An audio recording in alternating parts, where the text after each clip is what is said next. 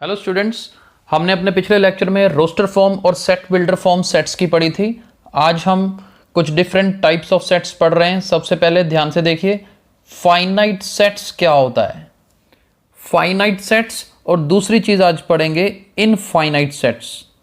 तो चलिए इनको बड़े ध्यान से समझना है हमने कि कौन से ऐसे सेट्स हैं जिन्हें फाइनाइट बोलते हैं।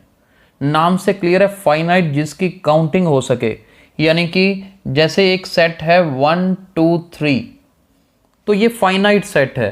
क्यों फाइनाइट सेट है? इसमें कितने एलिमेंट्स हैं ये काउंट किया जा सकता है। कितने हैं इसमें? 3, राइट। इसी तरह से अगर मेरे पास ए ई आई ओ और यू वॉवल्स का एक सेट है तो इसकी भी काउंटिंग कर सकते हैं कि 5 एलिमेंट्स हैं जी इसमें, यानी कि जिनके एलिमेंट्स हम काउंट कर सकें उन सेट्स को क्या बोलते हैं? फाइनाइट सेट्स बोलते हैं।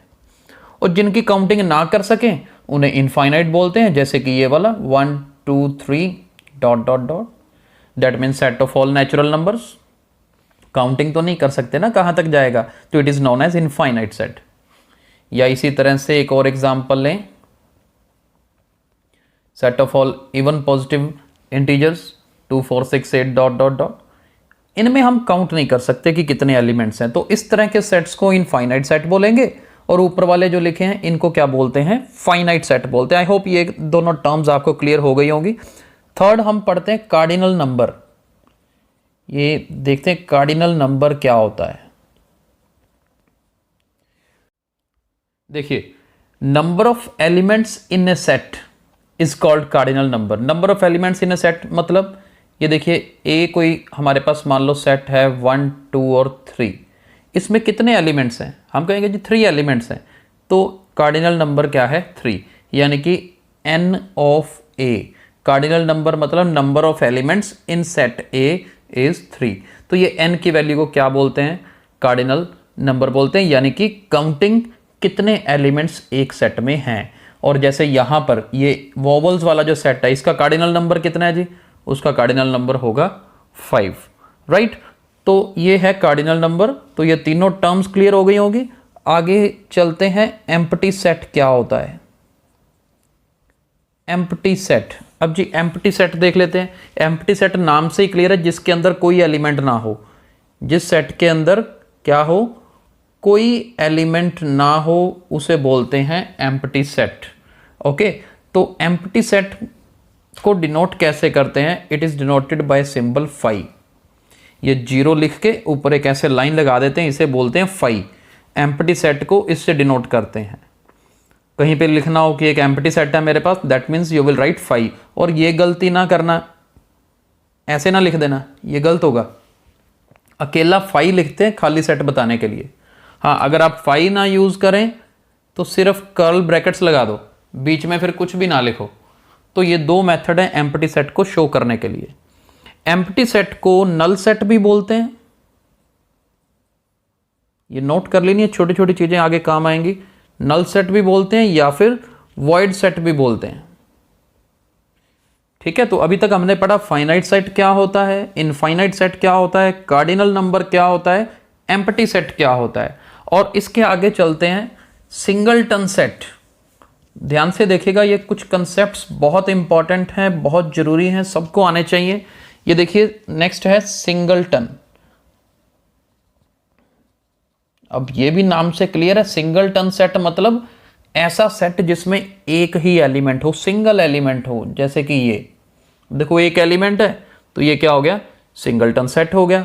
कोई और ले लो जिसमें सिर्फ ए हो, this is also known as singleton set, right. चलिए आगे चलते हैं, order of a finite set. किसी फाइनाइट सेट का ऑर्डर बताना हो तो क्या होगा? देखिए, इसकी डेफिनेशन क्या है? Number of distinct elements in A finite set A is called the order of set ए। यानी कि कितने नंबर ऑफ एलिमेंट्स हैं, बात सिर्फ इतनी है। जैसे कि एम्प्टी सेट की बात करूं, अगर हमारे पास एम्प्टी सेट था ना, एम्प्टी सेट मतलब उसमें कोई एलिमेंट ही नहीं है। जब एम्प्टी सेट में कोई एलिमेंट ही नहीं है तो इसका ऑर्डर क्या होगा? 0 होगा। अभी ऊपर देखो, सिंगलटन सेट की बात कर रहे हैं। सिंगलटन सेट में एक ही एलिमेंट है ना, तो तो उसका ऑर्डर क्या होगा, 1 होगा। ऐसे ही जितने नंबर ऑफ एलिमेंट्स उतना ही क्या ऑर्डर। कार्डिनल नंबर भी आपको ने पढ़ा है, वो भी यही था, ऑर्डर भी यही है। हाँ, ऑर्डर को डिनोट कैसे करते हैं, O ऑफ A। जैसे वहां पे N ऑफ A था, यहाँ पर O ऑफ A है। N of A, O of A दोनों की वैल्यू क्या रहेगी, सेम रहेगी। हाँ, अगर इनफाइनाइट सेट होगा तो उसका ऑर्डर हम डिफाइन नहीं कर सकते, राइट। चलिए आगे पढ़ते हैं, इक्वल सेट क्या होता है। दो चीजें पढ़ेंगे, इक्वल सेट और इधर मैं लिख रहा हूं equivalent set. Equal set and equivalent set. अब इक्वल सेट क्या होता है, देखिए मान लो ए सेट है हमारे पास 1 2 3 और एक सेट है बी, वो भी 1 2 3। तो इसका मतलब ए और बी सेट्स दोनों क्या हैं, इक्वल हैं। यानी कि दो सेट्स इक्वल कब होते हैं, जब एक तो उनका ऑर्डर सेम हो, ऑर्डर मतलब दोनों में नंबर ऑफ एलिमेंट्स बराबर हो, दूसरा एलिमेंट्स की वैल्यूज भी बराबर होनी चाहिए, तब सेट्स क्या हो जाते हैं, इक्वल हो जाते हैं। लेकिन इक्विवेलेंट सेट में क्या होता है, अब ये देखो ए को अगर मैं एक ले लूं 1 2 3 और बी सेट ले लें 4 5 6, अब देखो साफ क्लियर है, ये दोनों सेट इक्वल तो नहीं है क्योंकि इनकी वैल्यूज अलग अलग हैं, but these are equivalent set क्योंकि ऑर्डर सेम है। यानी कि दो सेट्स जिनका ऑर्डर सेम हो उसे इक्विवेलेंट सेट बोलते हैं, और उसे हम डिनोट कैसे करते हैं, ऐसे इक्वल का निशान नहीं लगाते, जैसे आपने 10th क्लास में सिमिलरिटी का साइन पढ़ा है ना, ऊपर सिमिलर का साइन लगा के एक इक्वल का ऐसे लगा देना है, तो ये बन जाएगा A and B are equivalent sets. तो इस तरह से ये कुछ डेफिनेशंस, कुछ पॉइंट्स हैं हमें याद रखने हैं। अब आज की एक्सरसाइज के क्वेश्चंस हैं, हमें कुछ सिचुएशंस दे रखी हैं, उनको देख के हमें ये फाइंड आउट करना है कि ये सेट फाइनाइट है, इनफाइनाइट है, एम्प्टी है, सिंगलटन है, क्या है, राइट। तो चलिए क्वेश्चंस देखते हैं।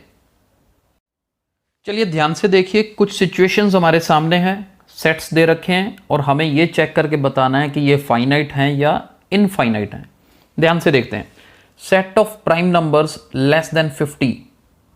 अब ये तो हम काउंट कर सकते हैं ना, 50 से कम कितने प्राइम नंबर्स होते हैं, तो ये क्या होगा, फाइनाइट होगा, right.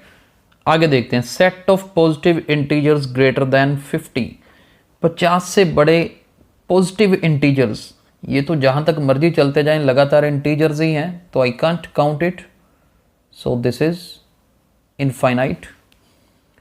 Set of concentric circles in a plane. अब कंसेंट्रिक सर्कल्स क्या होता है, वैसे तो 10th क्लास में आपने पढ़ा हुआ है, इस तरह से ये सर्कल्स जिनका सेंटर सेम हो, ये जितने मर्जी सर्कल एक प्लेन में बन सकते हैं इस तरह से, जिनको हम इस सेंटेंस के बेस पे काउंट नहीं कर सकते, तो ये क्या है, इनफाइनाइट रहेगा। आगे देखते हैं, और set A, set builder form में दे रखा है, x where x belongs to natural number and x square minus 3x plus 2 equal to 0। अब देखो सॉल्व करने की जरूरत नहीं है, क्यों जरूरत नहीं है, हमें पता है क्वाड्रेटिक इक्वेशन है, क्वाड्रेटिक इक्वेशन के दो ही आंसर होते हैं, हो सकता है इनमें से एक पॉजिटिव आए एक नेगेटिव आए, तो कोई एक मेरा फाइनल आंसर बन जाएगा क्योंकि नेचुरल नंबर्स को बिलोंग करता है, लेकिन आंसर तो काउंटेबल होगा ना। हमें तो फाइनाइट या इनफाइनाइट से मतलब है, इसका आंसर मैं काउंट कर सकता हूँ भी कितना मेरा आंसर है, कितनी उसकी काउंटिंग है रूट्स की, तो इसका मतलब ये क्या है, फाइनाइट है। अब ये देखो x belongs to natural number and x is even. अब इवन नेचुरल नंबर तो कितने भी हो जाएंगे, 2 4 6 8 10 12 14 16 चलते जाइए, काउंट नहीं कर सकते, तो ये क्या है, इनफाइनाइट है। आगे देखिए, x belongs to natural number and x square is equal to 9। अब x square is equal to 9 है तो x की वैल्यू प्लस माइनस 3 होगी, माइनस 3 रिजेक्ट हो जाएगी क्योंकि x नेचुरल नंबर होना चाहिए, तो इसका आंसर 3 होगा, यानी कि फाइनाइट है, काउंटेबल हो गया। ये लास्ट वाला देखो, यहां से x की वैल्यू 3/2 आएगी, 3/2 तो नेचुरल नंबर ही नहीं होता, यानी कि 5 आंसर आएगा, एम्प्टी सेट, खाली, काउंट तो फिर भी कर लिया ना, तो इसलिए ये भी क्या है, फाइनाइट है। तो इस तरह की एक्सरसाइज आगे है हमारे पास, जिसमें हमें फाइनाइट या फिर इनफाइनाइट का पता लगाना होगा। चलिए कुछ और क्वेश्चन करते हैं जिसमें हमें एम्प्टी सेट के बारे में देखना होगा। चलिए अब ये क्वेश्चंस देखिए स्क्रीन पे, which of the following are empty sets. पहले तो ये 3 सेट्स दे रखे हैं, हमें चेक करना है इनमें से कौन सा एम्प्टी है और कौन सा नहीं है। फर्स्ट पार्ट देखिए, x where x is less than 5 and x is greater than 7। क्या कोई ऐसा नंबर है जो 5 से छोटा होता हो और 7 से बड़ा होता हो? इनका कोई कॉम्बिनेशन बनता है? नहीं बन रहा है जी। x less than 5 and x greater than 7 बिल्कुल पॉसिबल नहीं है, इसलिए इसका आंसर आएगा yes, it's an empty set. ये सेट खाली है जी, कोई ऐसा नंबर नहीं होता जो 5 से छोटा और 7 से बड़ा हो। हाँ, अगर यही इस तरह से होता कि x ग्रेटर देन 5 और x लेस देन 7 तो मैं कहता कि हाँ 5 से बड़ा और 7 से छोटा बीच में 6 नंबर आता है जी, तब ये एम्प्टी ना होता, तब उसका आंसर होता कि नहीं जी ये देखो 6 एलिमेंट आता है। लेकिन फिलहाल उसमें कोई कंडीशन सेटिस्फाई नहीं कर रही है, इसलिए वो एम्प्टी सेट है। तो फर्स्ट पार्ट का आंसर क्या होगा? यस होगा। सेकंड पार्ट देखिए, x square is 25, x is an odd integer.